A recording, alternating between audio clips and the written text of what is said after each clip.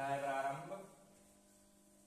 व्यास जी ने कहा, एक समय नैमिषारण्य तीर्थ में सैनकादिक 88,000 ऋषियों ने प्राणवेत्ता श्री सूत जी से पूछा, हे सूत जी, इस कलयुग में वेद विद्या रहित मानवों को ईश्वर भक्ति किस प्रकार मिलेगी और इनका उद्धार कैसे होगा?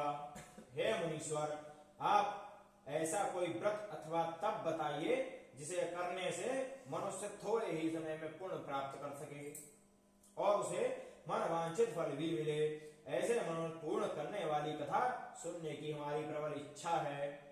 सर्वशास्त्र ज्ञाता श्री सूत जी बोले, हे वैष्णव के पूज्य, आप सभी ने मानव जाति के हित की बात पूछी है, अतः आप सबके अनुरोध पर मैं उस श्रेष्ठ व्रत को अवश्य कहूंगा जिसे नारद जी ने एक समय श्री लक्ष्मी नारायण भगवान जी से पूछा था और लक्ष्मीपति श्री विष्णु भगवान ने मुनि श्रेष्ठ नारद जी को बताया था।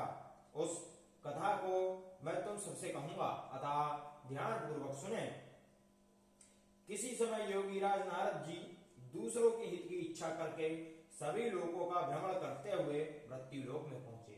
यहाँ अनेक योनियों में जन्मे प्राय सभी मनुष्यों को अपने कार्यों के अनुसार अनेक दुखों से पीड़ित देखकर उन्होंने विचार किया कि कौन यत्न करने से निश्चित रूप से प्राणियों के दुखों का अंत हो सकेगा।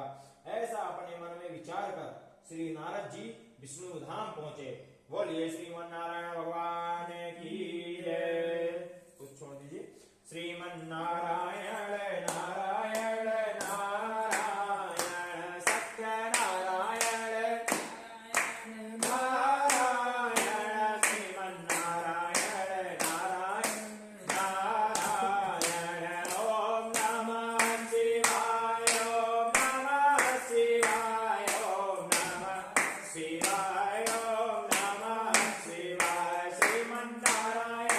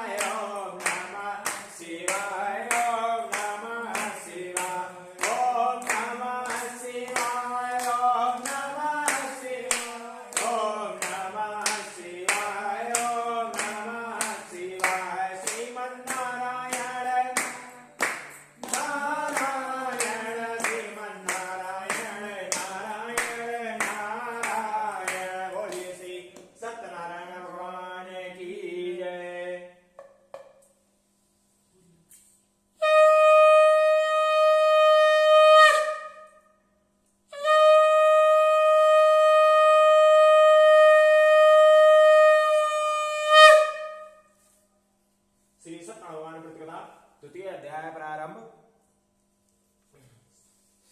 विष्णु लोक में नारद जी पीत वर्ण और 4 भुजाओं वाले देवों के ईश नारायण को, जिनके हाथ शंख चक्र गदा और पद्म से सुशोभित थे तथा जो गले में वरमाला पहने हुए थे, उन्हें देखकर उनकी स्तुति करने लगे। नारद जी विष्णु जी से बोले, हे प्रभु, आप अत्यंत दुर्लभ शक्तियों से युक्त हैं। मन तथा वाणी भी आपको पाने में असमर्थ है। आपका आदि मध्यंत कोई नहीं जानता। आप निर्गुण स्वरूप, सृष्टि के कारण भक्तों के दुखों को हरने वाले हैं। आपको मेरा नमस्कार है। नारद जी से इस प्रकार की स्तुति सुनकर भगवान लक्ष्मीपति श्री विष्णु जी बोले, हे मुनि श्रेष्ठ नारद जी, आपके मन में क्या है? आपका आगमन यहाँ किस कार्य से हुआ है? निसंकोच कहो। तब नारद जी ने कहा, हे प्रभु, मृत्यु लोक में सभी प्राणी जो अनेक योनियों में पैदा हुए हैं, अपने अपने कर्मों द्वारा अनेक प्रकार के दुखों से ग्रस्त दुखी हो रहे हैं। हे नाथ, यदि आप मुझ पर दया रखते हैं तो कृपया कर बताइए कि उन मनुष्यों के सभी दुख थोड़े ही प्रयत्न से कैसे दूर हो सकते हैं। श्री विष्णु भगवान ने कहा, हे नारद, मनुष्यों के हित के लिए ये तुमने बहुत अच्छा प्रश्न किया है। जिस व्रत के करने से मनुष्य मोह के बंधन से छूट जाता है, वह व्रत मैं तुमसे कहता हूँ, सुनो, बहुत पुण्य देने वाला स्वर्ग तथा मृत्यु लोक में दुर्लभ एक उत्तम व्रत है।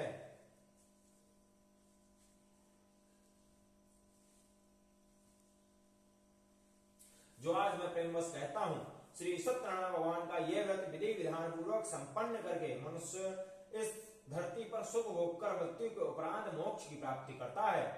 श्री विष्णु भगवान के अमृत से ओत प्रोत वचन सुनकर नारद जी बोले, हे प्रभु, इस व्रत का क्या विधान है, इस व्रत का क्या फल है, इस व्रत का और इस व्रत को पूर्व समय में किस किसने किया है और ये किस दिन किया जाना चाहिए।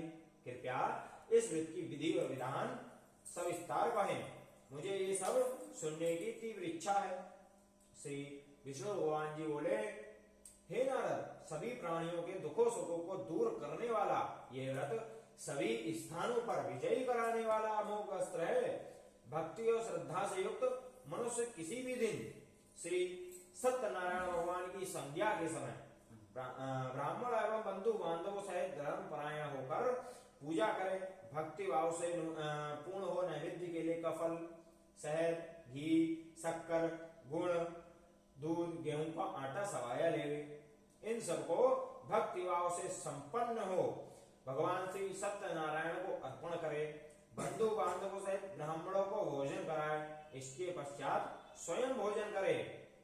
रात्रि में नृत्य भजन आदि का आयोजन कर श्री सत्यनारायण भगवान का स्मरण करते हुए समय व्यतीत करे। इस तरह जो मनुष्य व्रत करेंगे उनके समस्त मनोरथ निश्चय ही पूर्ण होंगे। विशेष रूप से कलकाल यानी कलियुग मृत्यु लोक यही एक उपाय है जिससे अल्प समय और कम धन में महान पुण्य की प्राप्ति हो सकती है। बोलिए श्रीमन्नारायण भगवान की जय। को सुन लीजिए, श्रीमन्नारायण नारायण नारायण सत्य नारायण नारायण नारायण श्रीमन्नारायण नारायण नारायण। ओम नमः शिवाय, ओम नमः शिवाय, ओम नमः शिवाय, नमः शिवाय। श्रीमन्नारायण नारायण नारायण श्रीमन्नारायण नारायण नारायण। ओम नमः शिवाय, ओम नमः शिवाय, ओम नमः शिवाय, ओम नमः शिवाय। श्रीमन्नारायण नारायण नारायण श्रीमन्नारायण नारायण नारायण सत्यनारायण नारायण नारायण श्रीमन्नारायण नारायण नारायण श्रीमन्नारायण नारायण सत्यनारायण नारायण नारायण। बोलिए श्री सत्यनारायण भगवान की जय।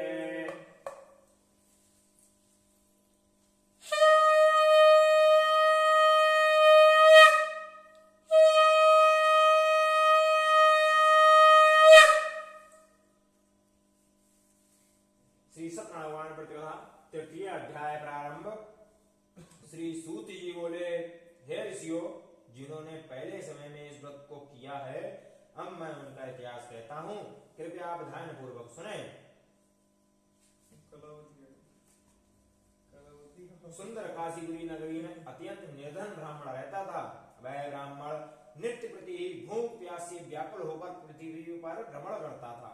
ब्राह्मणों से प्रेम करने वाले श्री ब्राह्मणों से प्रेम करने वाले श्री विष्णु भगवान ने ब्राह्मणों को दुखी देखकर एक दिन बूढ़े ब्राह्मण का रूप धारण करके उस दुखी व निर्धन ब्राह्मण के समक्ष पहुंचकर आदर के साथ पूछा, हे विप्र, तुम नित्य प्रति ही दुखी होकर पृथ्वी पर क्यों घूमते हो?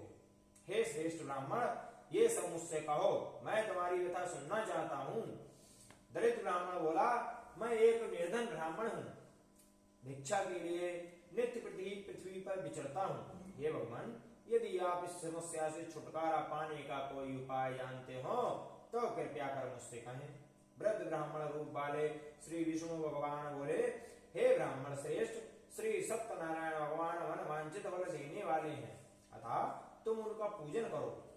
इस व्रत को करने से मनुष्य दुखों से मुक्त हो जाता है। दरिद्र ब्राह्मण को व्रत का सारा विधान बतलाकर बूढ़े ब्राह्मण का रूप धारण करने वाले श्री सत्यनारायण भगवान अंतर ध्यान हो गए। जिस व्रत के विषय में मुझे वृद्ध ब्राह्मण ने बतलाया है, मैं उस व्रत को अवश्य ही करूंगा, ऐसा मन में निश्चय कर वह निर्धन ब्राह्मण अपने घर पहुंचा। परंतु उस रात्रि उस ब्राह्मण को नींद नहीं आई। अगले दिन वह जल्दी उठा और श्री सत्यनारायण भगवान का ध्यान कर उनका व्रत करने का निश्चय कर भिक्षा मांगने के लिए चल पड़ा। उस दिन उस दरिद्र ब्राह्मण को भिक्षा में बहुत सा धन मिला, जिससे उसने पूजन का सब सामान खरीदकर घर आकर अपने बंधु बांधवों के साथ श्री सत्यनारायण भगवान का व्रत किया, जिसके करने से वह दरिद्र ब्राह्मण सब दुखों से छूटकर अनेक प्रकार की संपत्तियों से युक्त हो गया। तब से वह प्रत्येक मास व्रत करने लगा। श्री सत्यनारायण भगवान के व्रत को जो मनुष्य शास्त्र विधि के अनुसार श्रद्धा पूर्वक करेगा, वह सब पापों से मुक्त होकर मोक्ष को जाएगा। आगे जो मनुष्य पृथ्वी पर श्री सत्यनारायण भगवान का व्रत करेगा, वह अपने सभी दुखों से छूट जाएगा। इस तरह नारद जी से श्री सत्यनारायण भगवान का कहा हुआ व्रत मैंने तुमसे कहा। हे विप्र, अब आप और क्या सुनना चाहते हैं? तब ऋषियों ने कहा, हे मुनीश्वर, संसार में उस विप्र से सुनकर किस किसने इस व्रत को किया, हम सब सुनना चाहते हैं। हमारे मन में ये सब सुनने की तीव्र इच्छा व श्रद्धा है। श्री सूत जी ने कहा, हे ऋषियों, हे ऋषि मुनियों, जिस प्राणी ने इस व्रत को किया है उन सबकी कथा कहता हूं, ध्यान पूर्वक सुनो। एक समय वह ब्राह्मण धन और ऐश्वर्य के अनुसार बंधु बांधवों से अपने घर पर व्रत कर रहा था। उसी समय एक बूढ़ा लकड़हारा लकड़ी बेचने वाला वहां आया। उसने सिर पर रखा लकड़ियों का गट्ठर बाहर रख दिया और उस ब्राह्मण के घर चला गया। प्यास से व्याकुल लकड़हारे ने उस ब्राह्मण को व्रत करते हुए देखा। वह प्यास को भूलकर उस ब्राह्मण को नमस्कार कर पूछने लगा, हे ब्राह्मण देवता, आप ये किसका पूजन कर रहे हैं? इस व्रत को करने से क्या बल मिलता है? कृपया कर मुझे बताइए, इसे सुनने की मेरी तीव्र इच्छा है। ब्राह्मण उस व्रत लकड़हारे से बोला, हे भाई, ये सब मनोकामनाओं को पूर्ण करने वाला श्री सत्यनारायण भगवान का व्रत है। इन्हीं की कृपा से मेरे घर में धन धान सुख संपत्ति की समृद्धि हुई है। ब्राह्मण से श्री सत्यनारायण भगवान के विषय में जानकर लकड़हारा बहुत प्रसन्न हुआ। भगवान का चरणामृत ले प्रसाद ग्रहण करने के पश्चात भोजन कर वह अपने नगर पहुंचा। अगले दिन लकड़हारे ने मन में संकल्प किया कि आज नगर में लकड़ी बेचने पर जो भी धन मिलेगा, उसी से मैं श्री सत्यनारायण भगवान का अति उत्तम व्रत विधि विधान पूर्वक करूंगा। ऐसा मन में विचार कर वह लकड़हारा लकड़ियों का गट्ठर अपने सिर पर रखकर जिस नगर में धनवान लोग रहते थे, उस नगर में गया। उस दिन उसे उन लकड़ियों के दाम पहले से चौगुने मिले। तब वह बूढ़ा लकड़हारा अति प्रसन्न हो पके केले की फली, शक्कर, दूध, दही, घी, आटा, चूर्ण इत्यादि सामान श्री सत्यनारायण भगवान हेतु लेकर अपने घर आ गया। उसने अपने बंधु बांधवों को बुलाकर विधि विधान के साथ भगवान का पूजन और व्रत किया। उस व्रत के प्रभाव से वह बूढ़ा लकड़हारा धन पुत्र आदि से युक्त हो संसार के समस्त सुख भोग कर अंत में वैकुंठ धाम को चला गया। बोलिए श्रीमन्नारायण भगवान की जय। श्रीमन्नारायण नारायण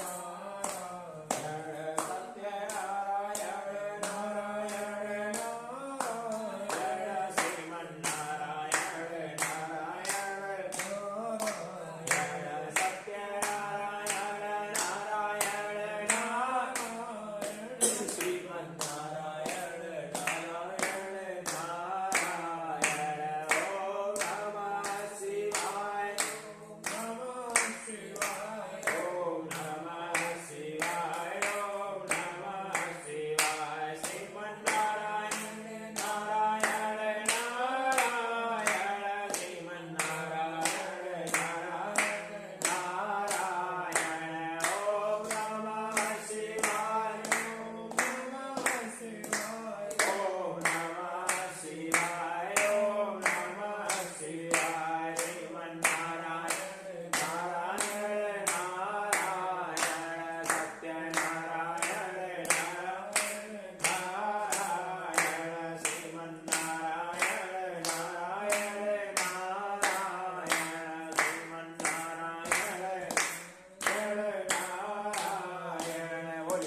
सत्यनारायण भगवान की जय।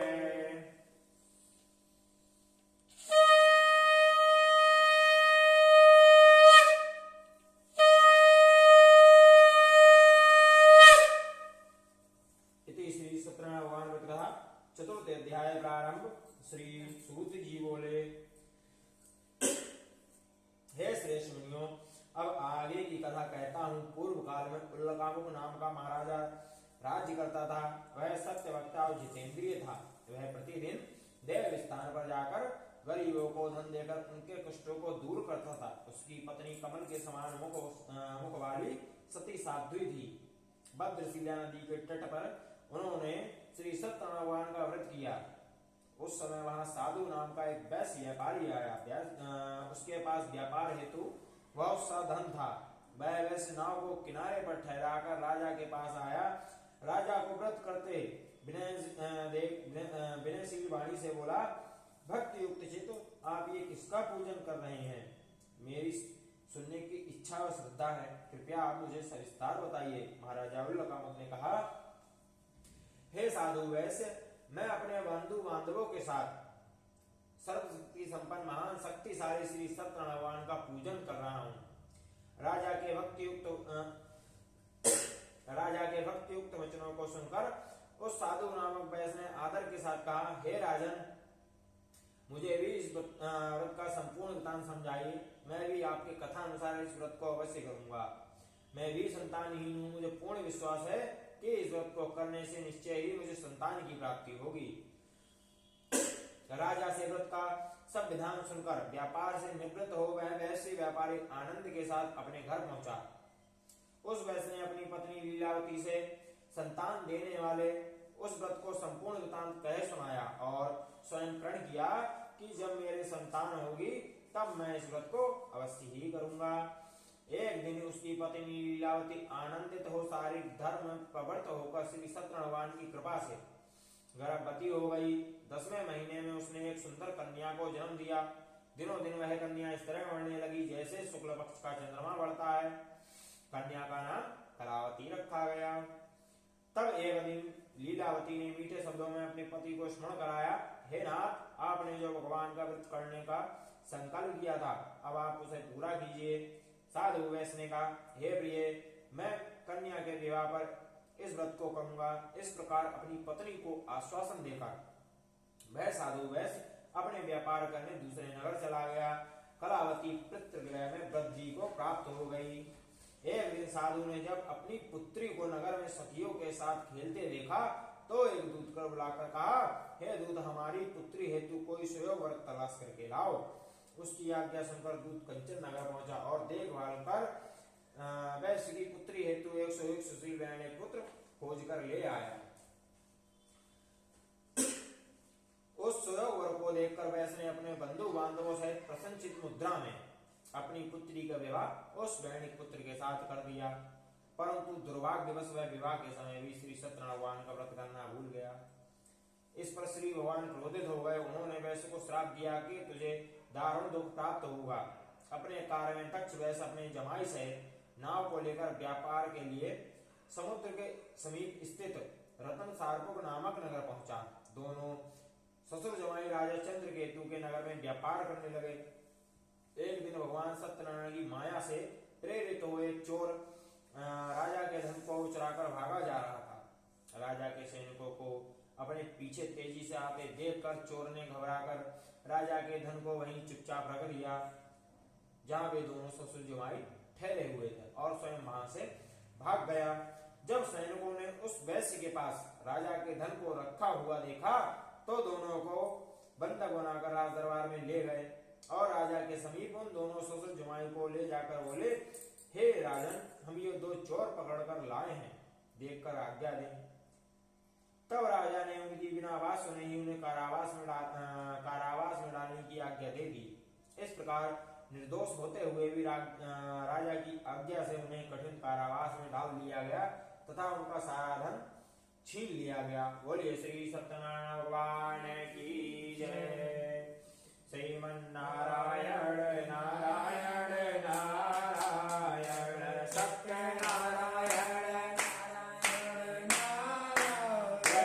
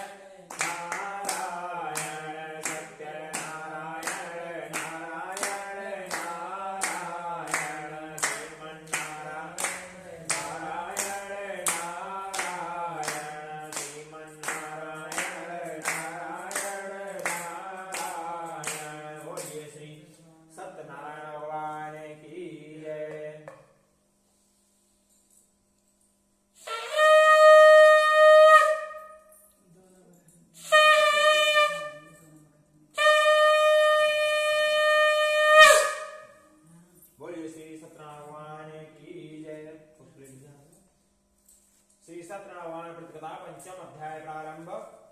श्री सत्यनारायण के श्राप के कारण साधु वैश्य की पत्नी लीलावती व पुत्री कलावती घर पर अत्यंत दुखी हुए। उनके घर में रखा धन चोर चुरा ले गए। शारीरिक व मानसिक पीड़ा तथा भूख प्यास से अति दुखित हो भोजन की चिंता में लीलावती की कन्या कलावती एक ब्राह्मण के घर गई। उसने ब्राह्मण को श्री सत्यनारायण का व्रत करते हुए देखा। उसने कथा सुनी तथा प्रसाद ग्रहण कर रात को घर आई। लीलावती ने अपनी पुत्री कलावती से पूछा, हे पुत्री, तू अब तक कहाँ रही व तेरे मन में क्या है? कलावती बोली, हे माता, मैं ब्राह्मण के घर कुछ भोजन के लिए गई थी। मैंने वहां श्री सत्यनारायण का व्रत करते हुए देखा, इसीलिए मुझे वहां देर हो गई। कन्या के वचनों को सुनकर लीलावती श्री सत्यनारायण के पूजन की तैयारी करने लगी। उसने परिवार व बंधु बांधवों सहित श्री सत्यनारायण का पूजन व व्रत किया और वर मांगा कि मेरे पति और दामाद शीघ्र ही लौट आए, और साथ ही अपने अपराधों के लिए श्री सत्यनारायण से क्षमा याचना की। श्री सत्यनारायण जी लीलावती के इस व्रत व पूजन से अत्यंत प्रसन्न हुए और उन्होंने राजा चंद्रकेतु को स्वप्न में दर्शन देकर कहा, हे राजन, जिन दोनों वैश्यों को तुमने बंदी बनाकर रखा है वे निर्दोष हैं, उन्हें प्रातः ही छोड़ दो। उनका सब धन जो तुमने ग्रहण किया है उसे लौटा दो, अन्यथा मैं तेरा धन राजपुत्र आदि नष्ट कर दूंगा। राजा को ऐसे वचन कहकर भगवान अंतर्ध्यान हो गए। प्रातः काल राजा चंद्रकेतु ने सभा में सबको अपना स्वप्न कह सुनाया और सैनिकों को आज्ञा दी कि दोनों वैदिक पुत्रों को कैद से मुक्त कर सभा में लाया जाए। दोनों ने आते ही राजा को प्रणाम किया। राजा ने कोमल वचनों से उनका सत्कार करते हुए कहा, हे महानुभावो, तुम्हें दुर्भाग्यवश ऐसा कठिन दुख प्राप्त हुआ है। अब तुम्हें कोई भय नहीं, अब तुम मुक्त हो। ऐसा कहकर राजा ने उनको नए नए वस्त्राभूषण पहनाया था। उनका जितना भी धन लिया था उससे दुगना लौटाकर आदर के साथ विदा किया। दोनों वैश्य अपने नगर को चल दिए। बोलिए श्री सत्यनारायण भगवान की जय। श्रीमन्नारायण नारायण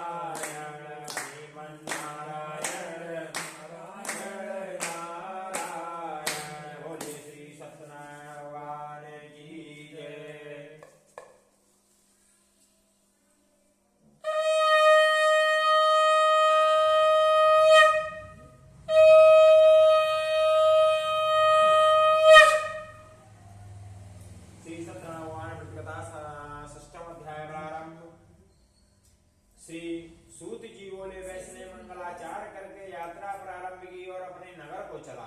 उनके थोड़े दूर आगे बढ़ने पर दंडी वेशधारी श्री सत्यनारायण ने पूछा, हे साधु, तेरी नाव में क्या है? अभिमानी बैंड हंसता हुआ बोला, हे डंडी, आप क्यों पूछते हो? क्या आपको धन लेने की इच्छा है? मेरी नाव में तो बेल और पत्ते भरे हैं। वैश्य का कठोर वचन सुनकर डंडी वेशधारी श्री सत्यनारायण ने कहा, तुम्हारा वचन सत्य हो। ऐसा कहकर दंडी वेशधारी वहां से चले गए और कुछ दूर जाकर समुद्र के किनारे बैठ गए।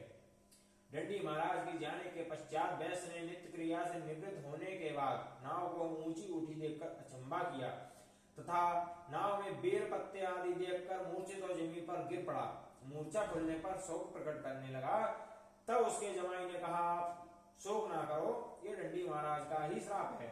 अतः उनकी ही हमें शरण में चलना चाहिए, तभी हमारी मनोकामना पूर्ण होगी। जमाई के वचन सुनकर वैश्य दंडी महाराज के पास पहुंचा और अत्यंत भक्ति भाव से प्रणाम करके बोला, मैंने जो आपसे असत्य वचन कहे थे उनके लिए मैं क्षमा प्रार्थी हूँ। ऐसा कहकर वह बहुत दुखी होकर रोने लगा। तब दंडी भगवान बोले, हे वैणिक पुत्र, मेरे श्राप से बार बार तुझे दुख प्राप्त हुआ है, तू मेरी पूजा से विमुख हुआ है। वैश्य ने कहा, हे भगवान, आपकी माया से ब्रह्मा आदि देवता भी आपके स्वरूप को नहीं जान पाते, तब मैं भला ज्ञानी कैसे जान सकता हूँ। आप प्रसन्न होइए, मैं अपनी सामर्थ्य के अनुसार आपकी पूजा करूंगा। मेरी रक्षा करो और पहले के समान मेरी नौका को धन से परिपूर्ण कर दो। उसके भक्ति युक्त वचनों को सुनकर श्री सत्यनारायण भगवान प्रसन्न हो गए और उसको इच्छा अनुसार वर देकर अंतर्ध्यान हो गए। तब ससुर व जमाई दोनों ने नाव पर आकर देखा कि नाव धन से पूर्ण है। फिर वह भगवान सत्यनारायण का पूजन कर साथियों सहित अपने नगर को चल दिए। जब वह अपने नगर के निकट पहुंचा तब उसने एक दूत को अपने घर भेजा। दूत ने वैश्य के घर जाकर उसकी पत्नी को नमस्कार किया और कहा, आपके पति अपने दामाद सहित इस नगर के समीप आ गए हैं। लीलावती और उसकी कन्या कलावती उस समय भगवान की पूजन की तैयारी कर रही थी। दूत के वचनों को सुनकर साधु की पत्नी ने अत्यंत हर्ष के साथ सत्यदेव भगवान का पूजन पूर्ण कर अपनी पुत्री से कहा, मैं अपने पति के दर्शन के लिए जाती हूँ, तू कार्य पूर्ण कर शीघ्र आ जाना। मांगे जाते ही पुत्री कलावती प्रसाद एवं पूजन छोड़कर अपने पति के दर्शन के लिए चली गई। प्रसाद की अवज्ञा के कारण सत्यदेव ने रुष्ट होकर पति को नाव सहित पानी में डुबो दिया। कलावती अपने पति को ना देखकर रोती हुई जमीन पर गिर पड़ी। अपने जमाई व पुत्री की दशा देखकर साधु वैश्य बोला, हे प्रभु, मुझसे या मेरे परिवार से जो भूल हुई है उसे क्षमा करो। उसके दीन वचनों को सुनकर सत्यनारायण भगवान प्रसन्न हो गए। आकाशवाणी हुई, हे वैश्य, तेरी कन्या मेरा प्रसाद छोड़कर आई है, अतः इसका पति अदृश्य हुआ है। यदि वह घर जाकर प्रसाद ग्रहण कर लौटे तो इसका पति अवश्य ही मिलेगा। आकाशवाणी सुनकर कलावती ने घर पहुंचकर प्रसाद खाया और फिर आकर अपने पति के दर्शन किए। तत्पश्चात वैश्य ने वहीं बंधु बांधवों सहित श्री सत्यनारायण भगवान का विधि विधान पूर्वक पूजन किया। वह इस लोक का सुख होकर अंत में स्वर्गलोक को गया। बोलिए श्री सत्यनारायण भगवान की जय।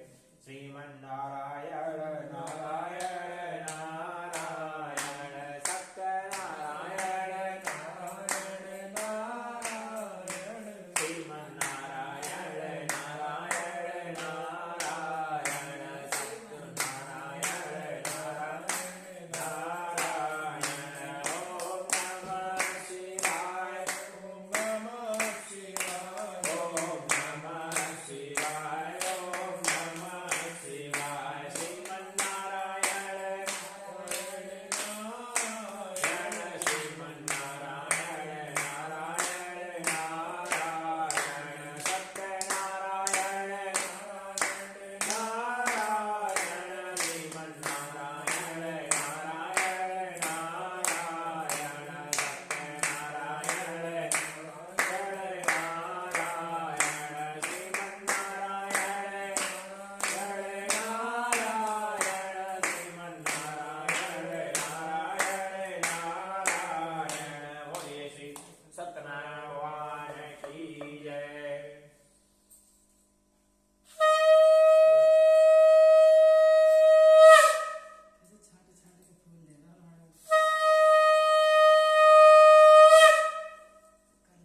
श्री सत्यनारायण भगवान व्रत कथा सप्तम अध्याय प्रारंभ। श्री सूत जी ने आगे कहा, हे ऋषियों, मैं एक और कथा कहता हूँ, सुनो। प्रजा पालन में लीन तुंगध्वज नाम का राजा राज्य करता था। उसने भगवान सत्यनारायण देव का प्रसाद त्याग कर बहुत दुख पाया। एक समय राजा वन में वन पशुओं को मारकर बट के वृक्ष के नीचे आया। वहां उसने ग्वालों को भक्ति भाव सहित बंधु बांधवों सहित श्री सत्यनारायण भगवान का पूजन करते देखा। राजा अहंकारवश वहां नहीं गया और ना ही प्रसाद खाया। प्रसाद त्याग कर अपने नगर को गया तो वहां उसने सब कुछ नष्ट पाया। वह समझ गया कि ये सब श्री सत्यनारायण भगवान ने ही किया है। तब वह उसी स्थान पर आया और ग्वालों के संग विधि विधान पूर्वक प्रसाद खाया तो श्री सत्यनारायण भगवान की कृपा से सब कुछ पहले जैसा हो गया और मरने पर स्वर्गलोक को गया।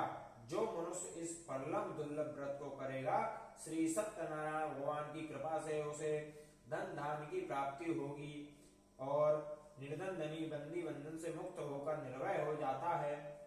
संतानहीन को संतान की प्राप्ति होती है तथा सब मनोरथ पूर्ण होकर अंत में वैकुंठ धाम को जाता है। जिन्होंने पहले समय में इस व्रत को किया, अब उनके दूसरे जन्म की कथा कहता हूँ, सुनिए। सतानन नामक वृद्ध ब्राह्मण ने सुदामा के रूप में जन्म लेकर श्री कृष्ण की भक्ति कर मोक्ष प्राप्त किया। उल्लकामुक नाम के महाराजा राजा दशरथ बने, श्री रंगनाथ का पूजन कर वैकुंठ धाम को प्राप्त हुए। साधु नामक वैश्य ने धर्मात्मा व सत्य प्राज्ञा राजा मोरध्वज बनकर अपने पुत्र को आरे से चीर कर मोक्ष प्राप्त किया। महाराजा तुंगध्वज स्वयंभू मनु हुए। उन्होंने बहुत से लोगों को भगवान की भक्ति में